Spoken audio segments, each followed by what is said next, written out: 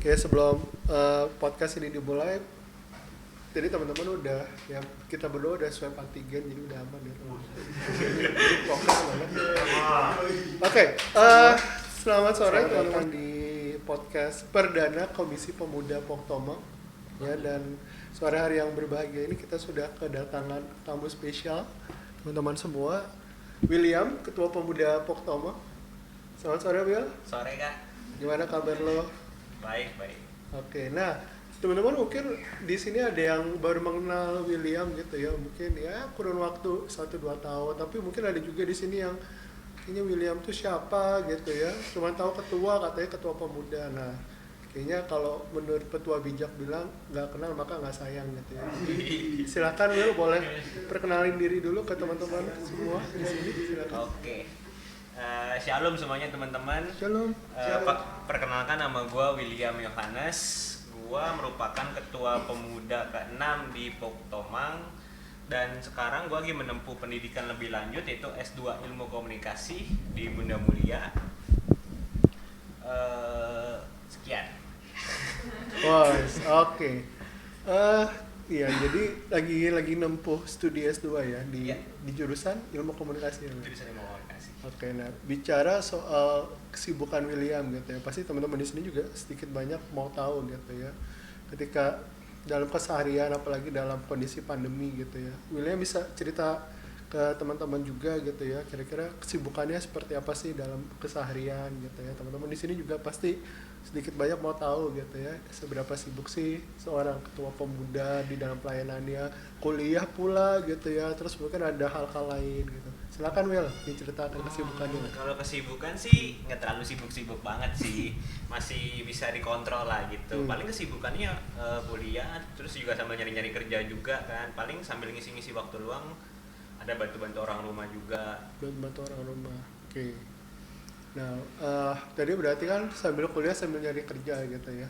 Nah, kalau terkait dengan tadi sambil nyari kerja gitu ya, kira-kira pasti kan di pandemi ini banyak orang bilang nyari kerja tuh susah gitu ya.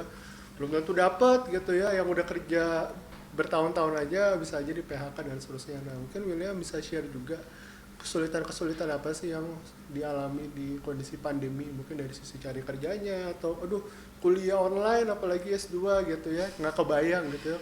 Kalau kakak sih dulu onsite ya, nggak pernah online, jadi nggak tahu ribetnya kuliah S2 online itu gimana. Nah, mungkin bisa share ke teman-teman nih, teman-teman mau tahu gitu. Ya, paling kalau kesulitannya kalau dalam mencari kerja ya paling background S1 saya kan pariwisata kan, Pariwisata. dan corona sendiri pun juga terkena impact besar tuh di zona pariwisata. Jadi salah satu titik beratnya di situ juga kan. Dan kedua pun juga saya merupakan fresh graduate juga gitu. Jadi kayak mungkin banyaknya pemangkasan pasti kan yang dipilihnya lebih berpengalaman juga gitu. Jadi kayak yang fresh graduate sepertinya kayaknya lebih dihinin sih.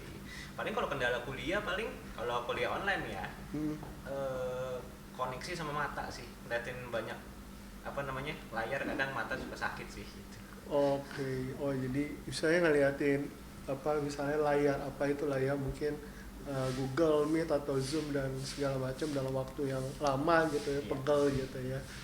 Nah, menarik ini ya, aku tadi mau coba lebih jauh nanya William ya, bagaimana dalam keseharian William bisa mengatur kehidupannya kamu gitu ya, sampai pada akhirnya ya kamu mungkin punya rumusan dan bisa share ke teman-teman bagaimana sih menyeimbangkan kehidupan gitu. Kadang-kadang kita sebagai ya peran banyak lah ya William di pelayanan, jadi ketua, mahasiswa juga, terus sebagai anak di rumah gitu ya, bahkan mungkin sebagai sobat-sobat di tongkrongan gitu ya. Tapi gimana tuh cara ngatur keseimbangan hidupnya? Kadang-kadang kan orang banyak ya, kalau isu sekarang tuh bahasa kerennya adalah work life balance gitu ya, bagaimana kita punya keseimbangan dalam hidup. Nah, William bisa share ke teman-teman juga nih, kepada viewers yang mau denger nih. Nah.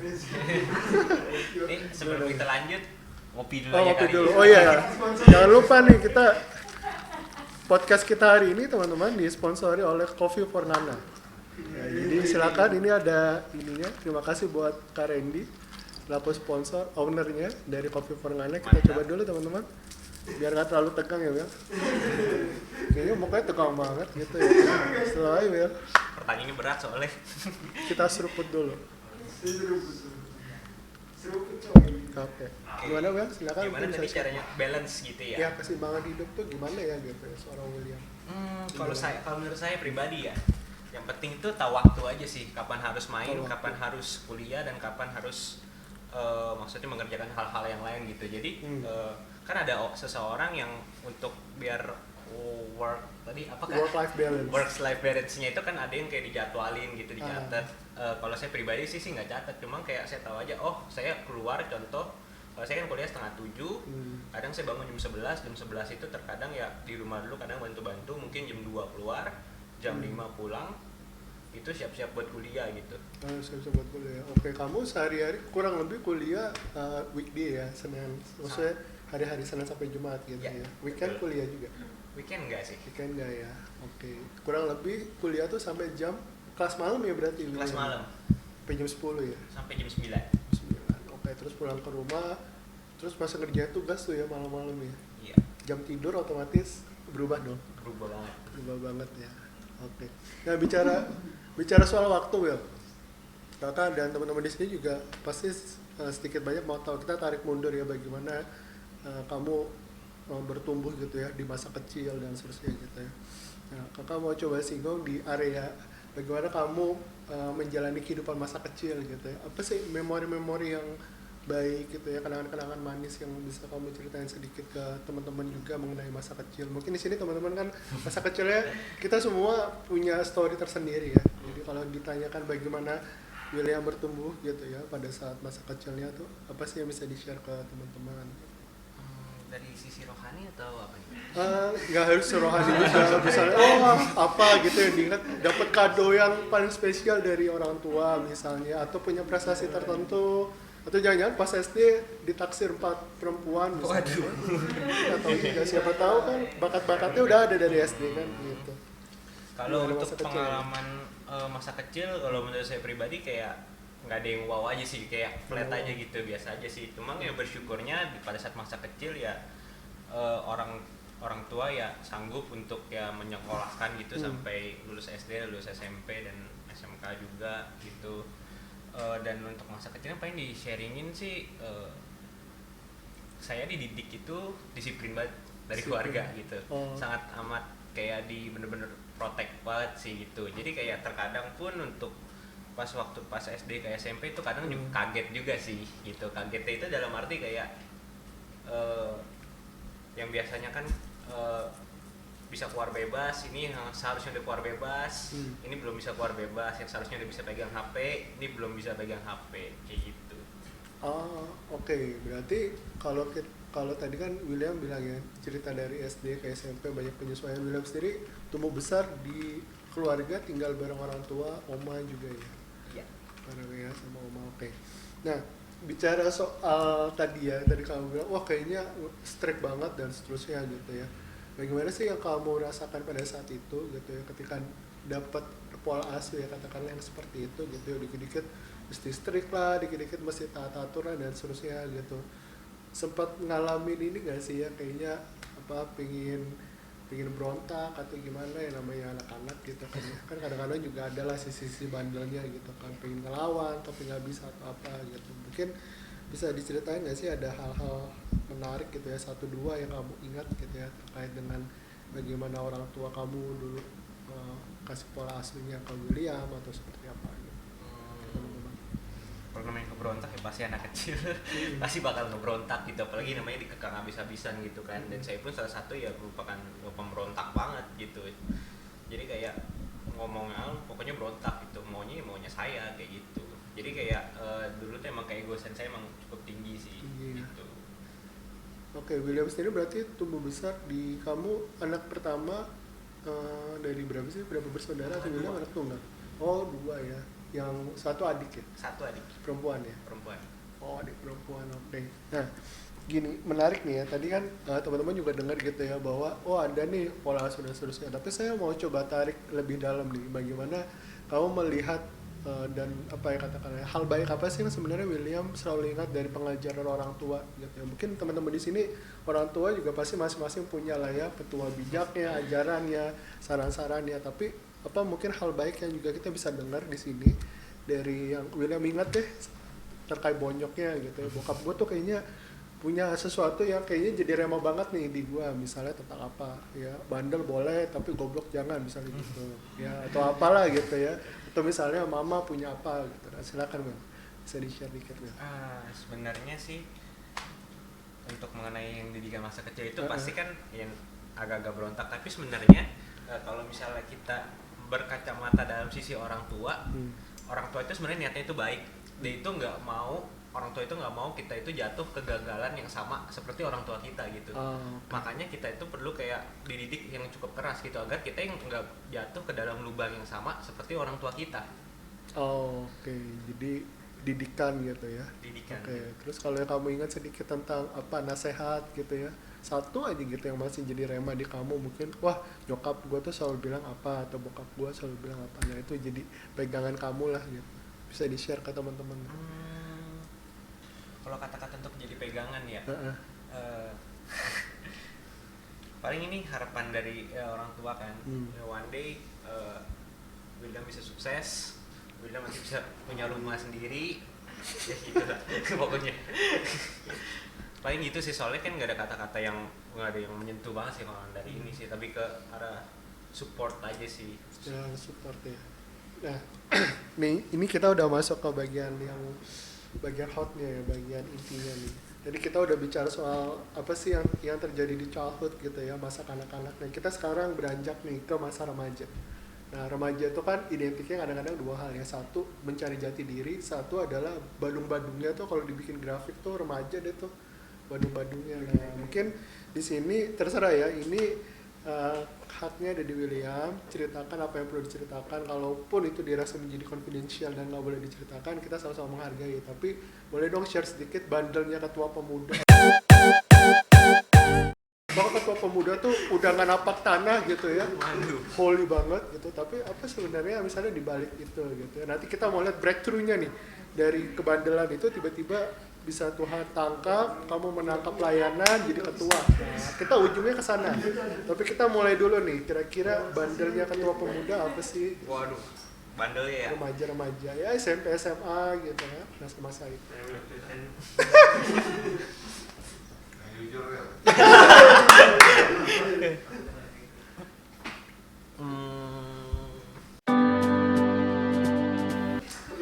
Kalau bandel agak berat. Bandel agak berat. Agak berat nih. Sebenarnya kalau bandel ya, mungkin dari tarik mundur dari SMP dulu ya. Dan SMP itu bisa dibilang ya tukang ya bolos-bolosan lah, apalagi kalau misalnya zaman kelas 3 cabut-cabutan yang namanya PM.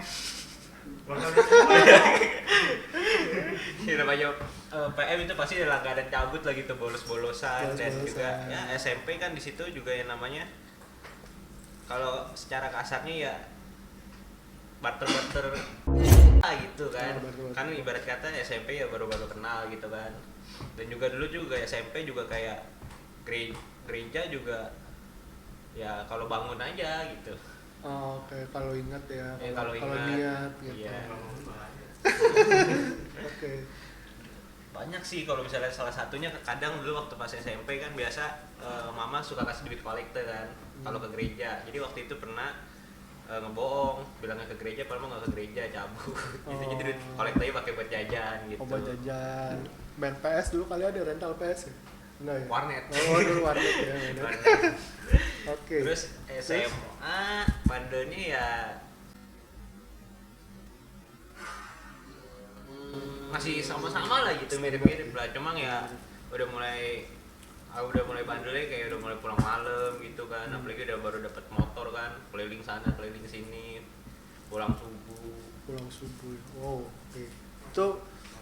Itu kurang lebih tuh yang terjadi di SMP sampai SMA gitu ya.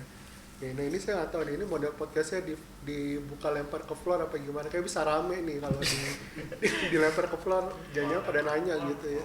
Cuma nanti boleh di ujung kalau misalnya ada yang mau ini. Tapi ternyata ini juga ya, saya tadi William cerita ya, ada hal-hal yang kalau William bisa flashback balik lagi ya, kira-kira apa ya yang menjadi apa ya, bahasa sederhananya apa yang melatar belakangi sih akhirnya William bisa melakukan hal-hal seperti itu ya. Mungkin kalau dulu kan zamannya kamu SMP mungkin nggak pernah kepikir, tapi ketika sudah sekarang William yang udah usia lebih dewasa pasti bisa dong istilahnya flashback, oh ternyata gue tuh dulu badung-badung karena apa ya gitu. Misalnya kayak kakak lah singkat dulu badung-badung juga karena mau dapat pengakuan, mau dibikin lu grup gua lu gitu ya, lu kalau mau segeng sama gua anak basket, kalau SMA kan gitu ya, anak basket anak motor udah pasti tuh kan ceweknya banyak, ya udah demi in group ya gue berusaha tuh melakukan kebandalan itu supaya diakuin. Nah kalau William gimana? Nah, kalau aku kenapa ya gitu ya? Why? Waktu pas SMP itu gara-gara terlalu kebanyakan dikekang gitu. Jadi kayak ini nggak boleh, ini nggak boleh, jadi kayak makin penasaran gitu kan. Jadi Mau makin dilarang iya, makin jadi. Iya, makin jadi gitu. Terus lama kelamaan juga kan di situ sebenarnya ada problem keluarga juga gitu yang membuat kayak mendukung kebandelan di SMA gitu. Jadi kayak bener-bener kayak udah ini banget lah gitu sama keluarga gitu.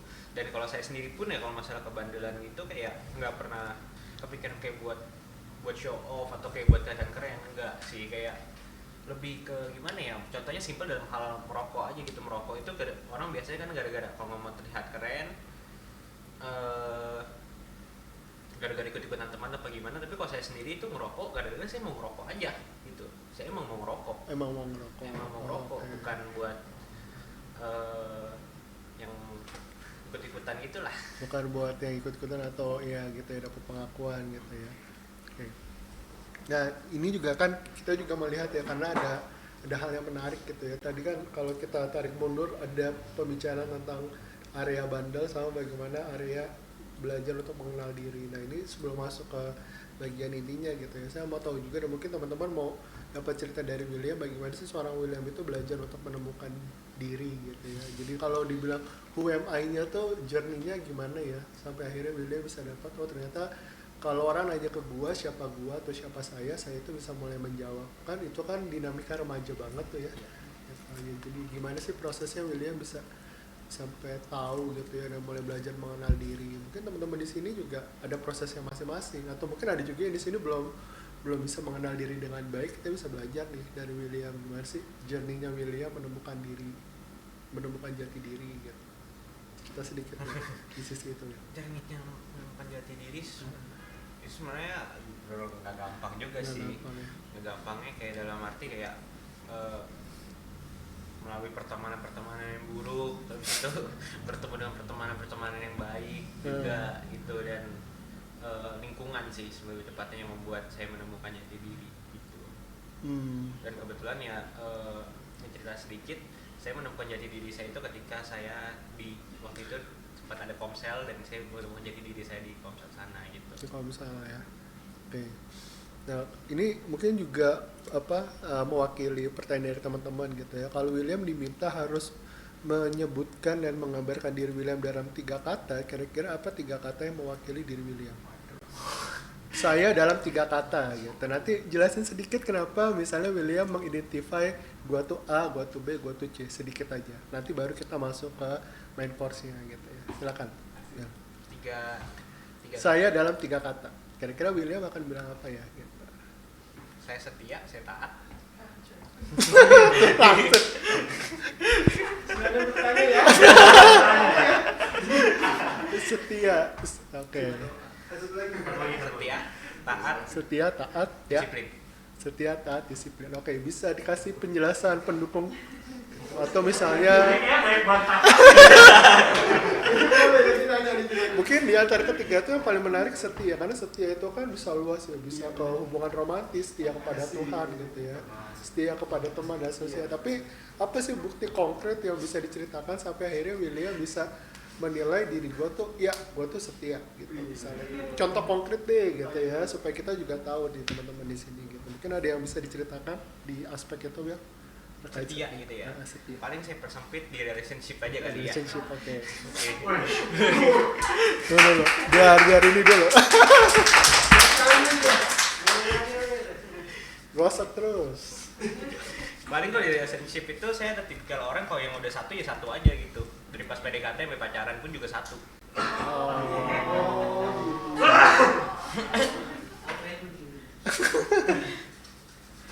Oke, berarti itu maksudnya secara apa ya? Maksudnya secara nilai dan secara pengalaman gitu ya. Jadi kalau udah mau satu aja gitu ya. Soalnya gara-gara emang didikan dari keluarga juga sih kan.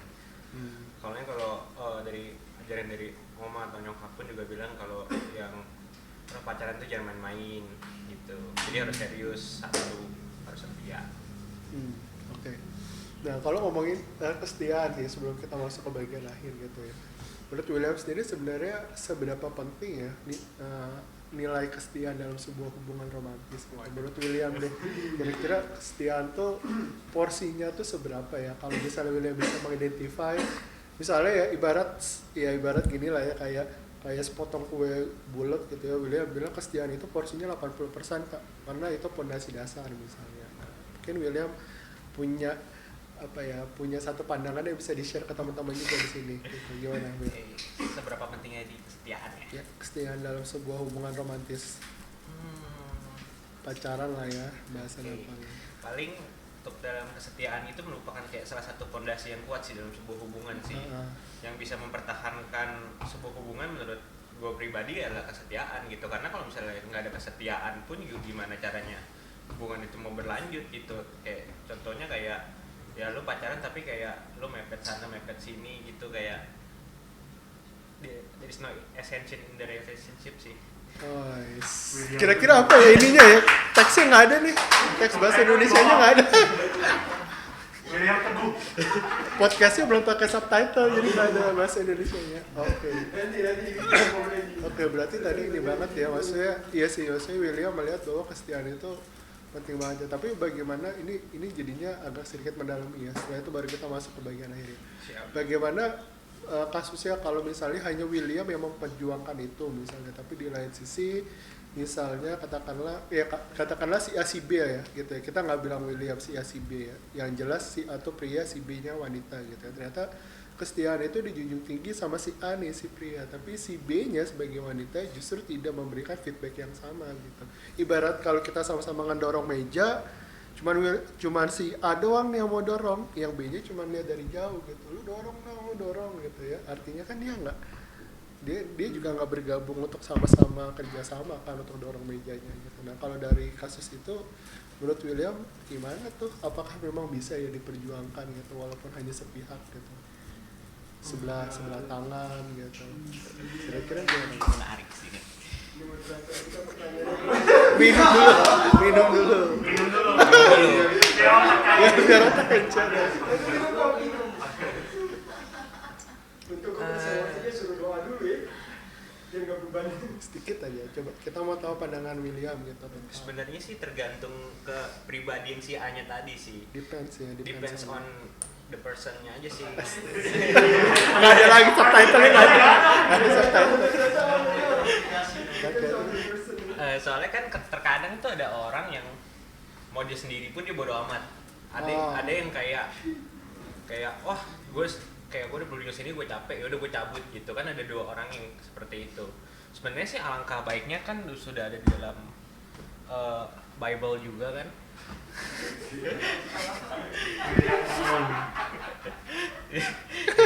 Di dalam Bible juga kan ada yang namanya penolong yang sepadan gitu. Jadi kan harus setara juga gitu, harus seimbang, harus sama-sama ya, harus saling memperjuangkan. Jadi kalau misalnya kalau berat sebelah sih bukan berarti nggak bisa juga gitu ya. Ya mungkin bisa, cuma effortnya lebih gede, tapi alangkah baiknya ya sepadan, seimbang. Oke. Nah ini gue tuh jadi kepikiran pingin ngulik lagi, tapi ya ini benar-benar ngulik terakhir ya sebelum masuk ke menu terakhir ya. Nggak gini, pertanyaan gue adalah gue mau lebih menelisik ini kan. Menurut William tadi lu bilang bahwa kesetiaan itu kan nggak apa-apa tuh ya bermain hanya di satu pihak, tetapi bagaimana pada akhirnya kita bisa punya kesetiaan yang logis, yang rasional, sehingga kita tidak terjebak pada praktek bucin. Karena bucin di satu sisi tuh nilai kesetiaannya bisa jadi tinggi.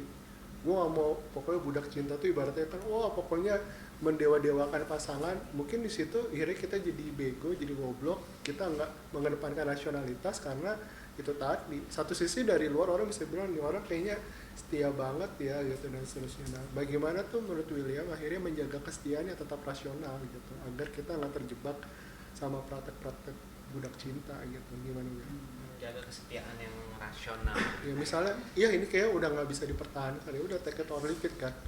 Ya udah gitu, gue tinggal aja gitu atau apa. Nah gimana tuh Bill? terakhir ya sebelum masuk ke bagian intinya.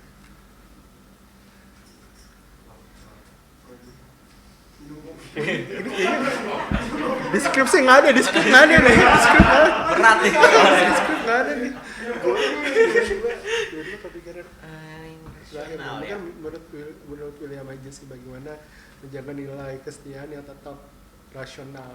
Ya kalau emang nggak bisa diperjuangkan ya sudah gitu kan. Jangan sampai kita terjebak pada praktek budak cinta gitu kan, yang akhirnya nggak jelas juga juntrungannya gitu. Sebenarnya sih poinnya tuh gimana ya, untuk kalau rasional Mm-mm. lebih baik ya, ini dari pendapat saya aja Iya, gitu. iya. Carilah kalau misalnya emang dari personnya sendiri pun juga, yang terkadang kan kita juga sebagai seseorang yang mencintai, terkadang itu pemikiran tuh kalah sama perasaan gitu. Oh, oke. Jadi kayak terkadang pemikiran perasaan itu kadang kalau bisa berjalan berbarengan sepertinya agak sulit gitu loh. Agak sulit. Dan paling kalau misalnya ada yang bisa, kalau menurut gue pribadi hanya beberapa doang gitu. Dan paling untuk mencegah yang namanya praktek kebucinan itu Ini bahasa baru.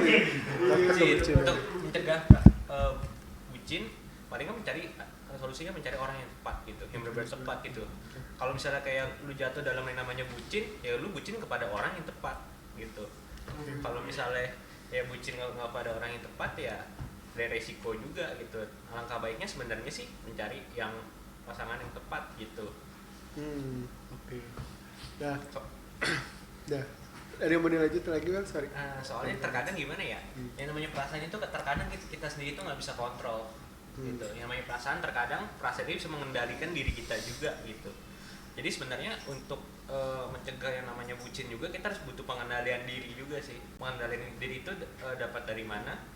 Ya melalui proses-proses aja gitu, dari problem-problem kita ya, problem-problem kita, atau mungkin ya ajaran-ajaran dari lingkungan, orang tua atau segala macam gitu.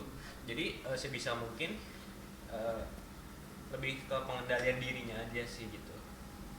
Oke, berarti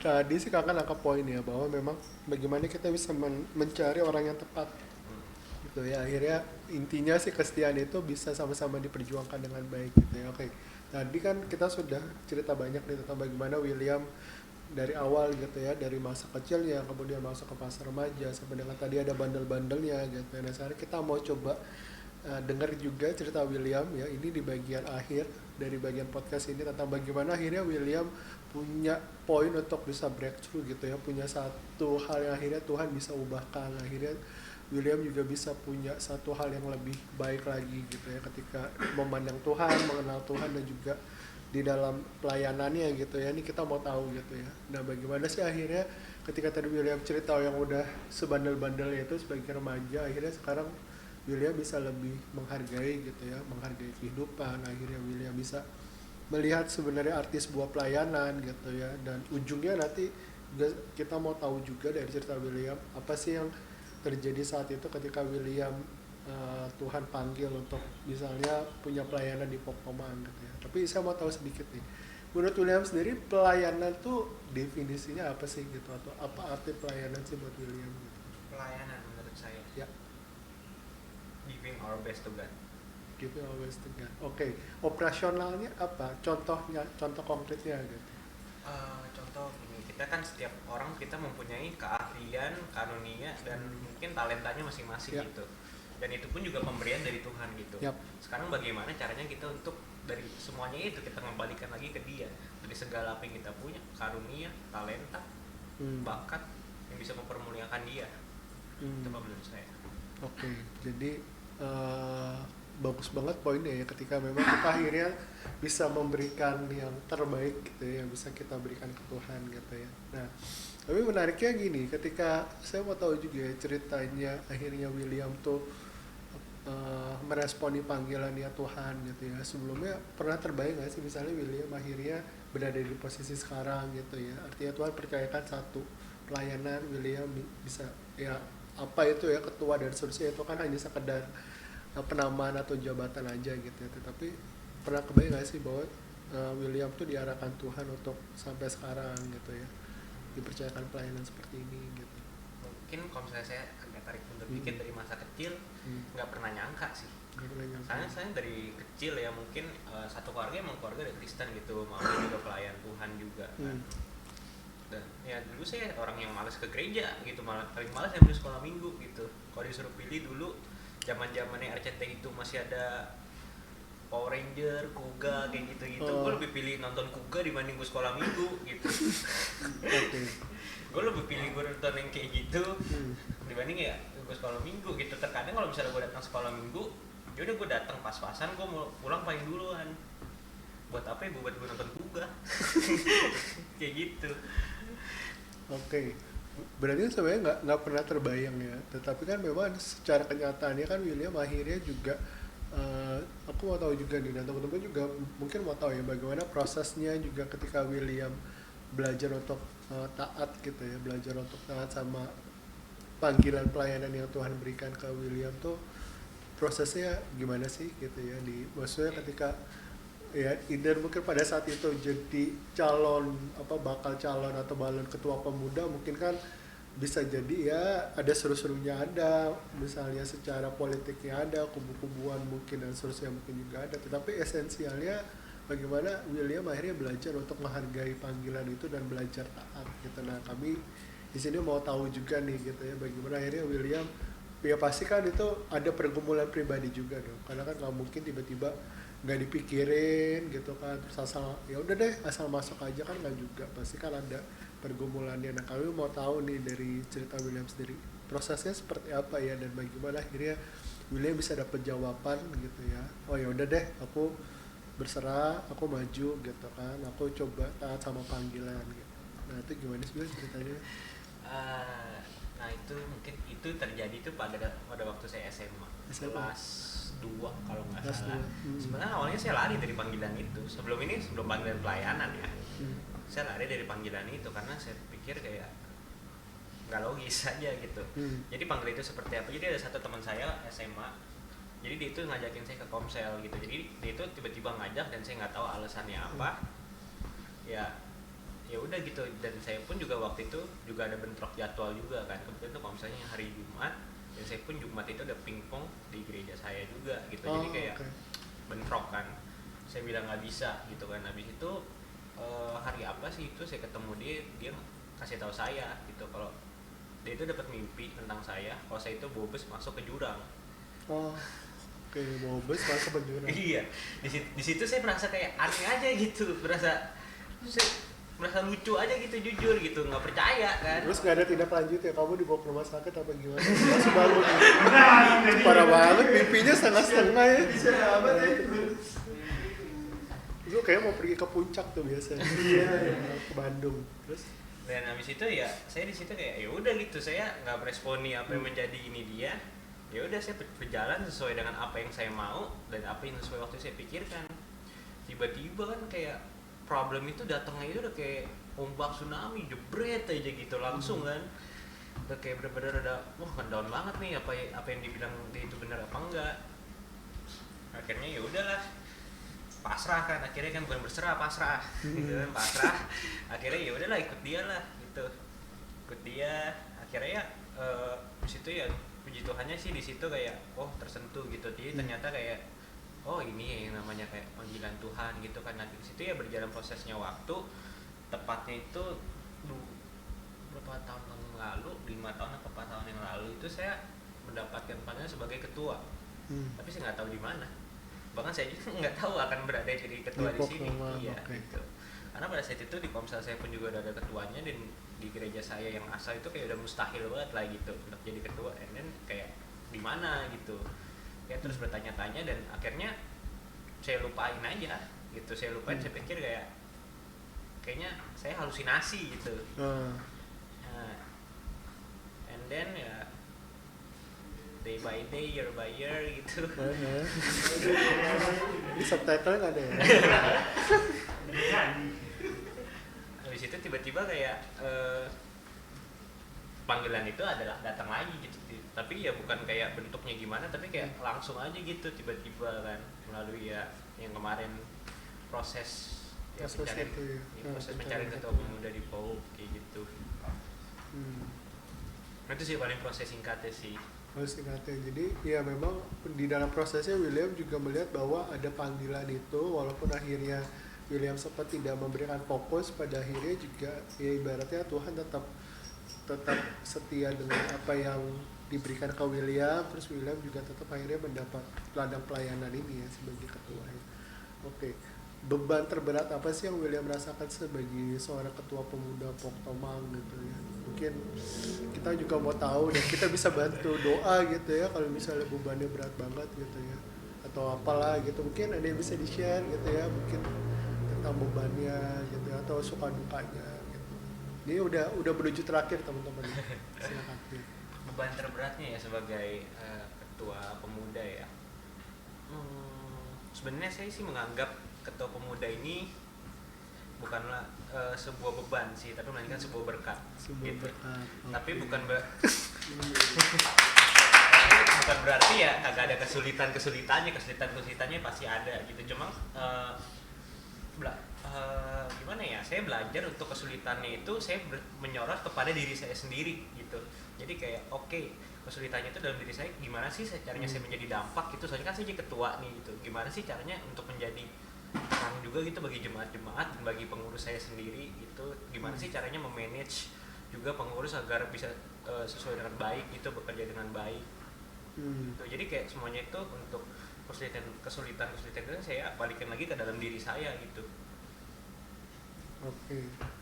Menarik ya bahwa William melihat apa yang sudah diberikan Tuhan itu ya, walaupun ada kesulitannya tapi tetap dilihat sebagai sebuah berkat gitu ya. Bagus banget nih. Nah, ini pertanyaan terakhir gitu ya. Sebenarnya satu pertanyaan tambahan tapi ini pertanyaan terakhir gitu ya. Kira-kira menurut William sendiri gitu ya, kan di sini kan ada pengurus-pengurus juga nih, ada jemaat gitu ya. Sebagai ketua pemuda gitu ya, mungkin ada yang mau William sampaikan gitu kan, misalnya terkait sama pengurus gitu kan, atau misalnya sama jemaat-jemaat di sini gitu ya, kerinduannya William gitu kan, kayaknya gue tuh pengen apa, atau misalnya ya William punya apa gitu ya, 1-2 hal yang mau disampaikan ya, mungkin itu jadi bagian penting yang kita semua perlu tahu juga gitu ya, bahwa William ya sebagai yang Tuhan percayakan di sini sebagai ketua tuh punya ini loh, ya taruhlah punya gambaran lah, punya visi atau apa gitu. Mungkin boleh di-share juga ke teman-teman gitu ya di sini. Apa sih Will yang mau dibagikan kerinduannya William ke teman-teman? Kerinduan ya mungkin ya. Mungkin kerinduan saya bagi Pok Tomang ini Pok Tomang ini menjadi sebuah ladang pelayanan yang kita nggak memandang kayak backgroundnya apa gitu, kayak siapa dia dan apa gitu. Jadi kayak kita saling menerima aja gitu, penerimaan sih. Soalnya ini menurut saya pribadi kayak banyak banget sekarang gereja-gereja sekarang ini mereka kehilangan arti sebuah gereja. Jadi mereka nggak menjalankan arti sebuah gereja, melainkan ya mereka berjalan ya, saya nggak tahu ya, saya nggak berani bilang mereka berjalan sesuai apa, tapi miss daripada arti gereja gitu. Jadi seringkali gimana ya, terkadang peraturan itu membuat menjadi kayak mengekang dan bisa menjadi mengeblame gitu jemaat gitu. Dan gue pengen kayak di Pok Tomang ini kayak kita tuh nggak peduli gitu mau background lu apa, mau lu hancur apa ya, kita welcome kalau lu mau pelayanan di sini ya silahkan gitu, lu mau beribadah di sini silahkan, kita welcome banget gitu. Itu harapannya William ya. Harapan William ya buat kita semua, yang tentunya ya kita juga jadi tahu ya, kita jadi noted juga gitu ya apa yang sebenarnya William perindukan dan inginkan juga buat komisi pemuda gitu ya. Oke. Nah kita masuk ke bagian terakhir teman-teman. Thank you buat atensi waktunya. Ini podcastnya nggak berasa kalau pakai ala-ala Deddy Corbuzier nih, countdown mundur kita udah hampir 50 menit ya, menuju 1 jam, nggak berasa gitu ya, kalau nggak salah sih gitu ya, karena kita mulai tadi 40 menitan lebih. Tapi saya mau menutup pertemuan ini dengan gini ya, dengan William. Kalau ibarat di sekolah minggu kan kita sering punya, ayo hafalin ayat mas gitu ya, atau apa ayat pedoman atau ayat favorit. Nah saya mau tahu di bagian penutup gitu ya, William bisa cerita satu ayat, katakanlah ayat pedoman atau ayat emas, terserah gitu ya, ayatnya itu tentunya di Bible yang jadi pegangannya William. Dan tadi William bisa cerita ke teman-teman kenapa gue memilih itu misalnya. Satu gitu ya, pasti kan ada pedoman kan. Iya, terus cerita, teman-teman gue memilih ayat ini karena bla bla bla. Nah boleh dibuka Bible-nya silakan.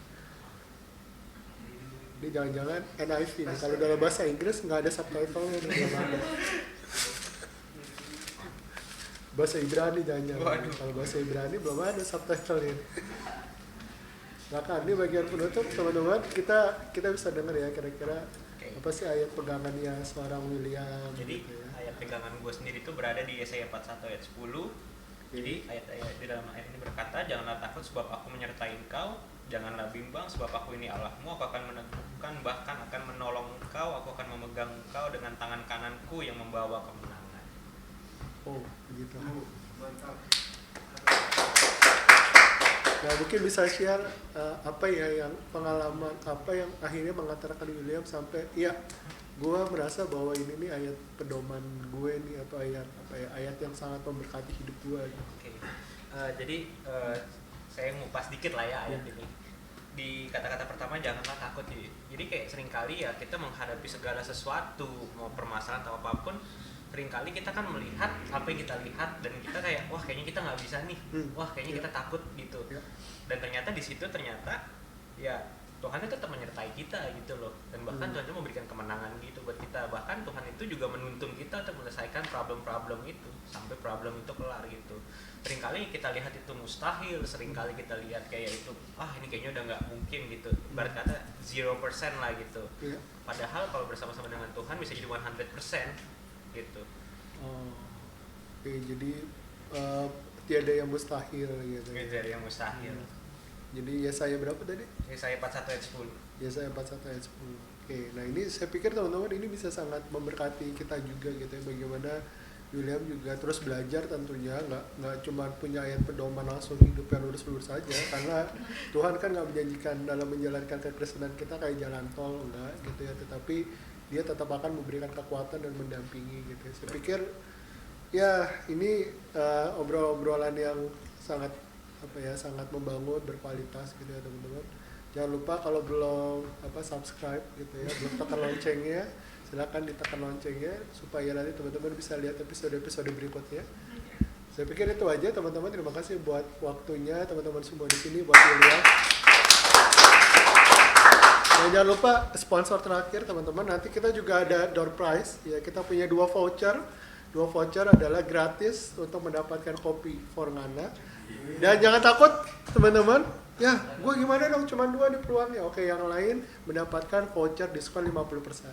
Terima kasih buat Kak Randy untuk semangatnya dan juga untuk nilai baiknya memberikan sponsor buat kita gitu ya teman-teman. Nanti silakan bisa lihat di tab ini atau bisa langsung komunikasi ya, mungkin ada yang berminat mau franchise juga boleh langsung ke Kak Randy gitu ya, atau saudara Niko katanya pemegang saham kedua. Oke, saya kira itu teman-teman. Thank you. 5, 4, 3, 2, 1, close the door.